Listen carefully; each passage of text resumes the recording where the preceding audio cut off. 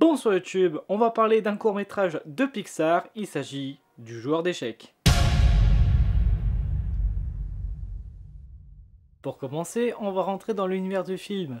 Pour identifier tout ça, on a le côté visuel, mais aussi on a le côté musique.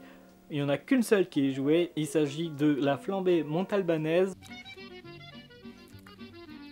composée par Gus Viseur, et c'est un archéodoniste belge. Cette musique crée une ambiance qui est assez tranquille et limite qui fait un peu français, je trouve.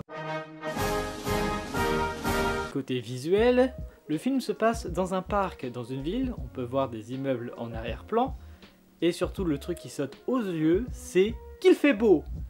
Non, c'est que on est en automne, on a d'ailleurs Jerry qui débarrasse les feuilles dès le début pour bien faire comprendre aux spectateurs que c'est l'automne et que ça crée une ambiance. Bien sûr, on a aussi les arbres qui sont assez rouges et jaunes avec des ambiances de orange. Donc voilà, on est dans l'univers, maintenant on va passer à la suite. Déjà, première question que tout le monde se pose, c'est pourquoi il range ses pions dans une boîte à cigares? C'est la S côté boîte de rangement ou quoi? Mais surtout, qu'est-ce qu'il y a écrit dessus à part le pixel short qui est évident? Ce qu'il y a écrit avant fait référence au Point Richemont qui est un lieu où était le studio à l'époque. Enfin bref, on va parler des deux personnages. Oui, il y en a deux, même beaucoup plus. Pour commencer, on a Jerry, le personnage principal. Il s'agit d'une personne âgée qui serait une caricature futuriste de Jean Picava, le réalisateur du court-métrage. Par la suite, notre cher vieillard, vu qu'il a bien envie de jouer aux échecs mais qu'il est avec personne, vu qu'il a beaucoup d'imagination, ça sera lui qui va créer l'autre personnage avec lui-même, un alter ego littéralement. Pour plus de simplicité, on va l'appeler Gérard. Donc d'un côté, on a Jerry qui représente un vieillard calme avec des lunettes, et de l'autre côté, on a Gérard qui est agressif et expressif, qui va tout faire pour gagner. Au début, on le voit se lever pour changer de chaise et avec le temps, un cut se fait et on a l'impression qu'il y a deux personnages. Bon, on va se focaliser sur d'autres potentiels personnages.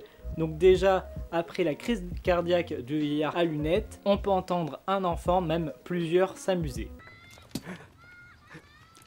Donc probablement il doit avoir un parc pour enfants à côté. Ça me fait penser qu'il doit avoir des parents qui surveillent leur progéniture et probablement qui sont en train de voir un vieillard en train de jouer aux échecs avec lui-même en changeant de chaise à deux à l'heure. Bon, on va finir par la fin du film. Donc notre Gérard a perdu en disant que Jerry a fait semblant de faire une crise cardiaque pour retourner le plateau parce qu'il était dans une mauvaise posture.